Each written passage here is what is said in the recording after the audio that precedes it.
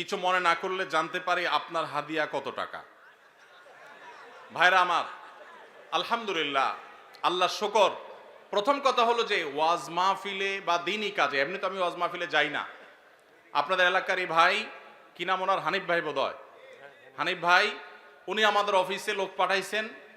তিনি বলতেছেন যে আমাদের অফিস থেকে লোক নাকি বলছে যে আমরা এই মাহফিল করব। এটা বহু কয়েক মাস আগের কথা, আমাদের মনে নাই। যেহেতু ভাই বলছেন, মুসলমান তো মিথ্যা বলবে না, তাহলে হয়তো আমাদের কেউ বলছে। আমরা সেই ওয়াদা রক্ষা করার জন্য আসছি। আসার ক্ষেত্রে আমি হানিফ ভাইকে আমার অফিস থেকে শর্ত দিয়ে দিছি যে মাহফিল করার পর আমাকে কোনো টাকা পয়সা, কোনো হাদিয়া দিবেন না। এই শর্তে আমি আসতে পারি। আলহামদুলিল্লাহ, ওনার সাথে আমার চুক্তি হয়েছে হানিফ সাহেবের কাছে, আমি খাবো না, কোনো হাদিয়াও নেব না। আলহামদুলিল্লাহ, আমি এখানে খানাও খাই নাই, হাদিয়াও নেব না ইনশাল্লাহ। চুক্তি করেই আমি আসছি। কোনো জায়গায় কেউ যদি আমাদের পথ খরচ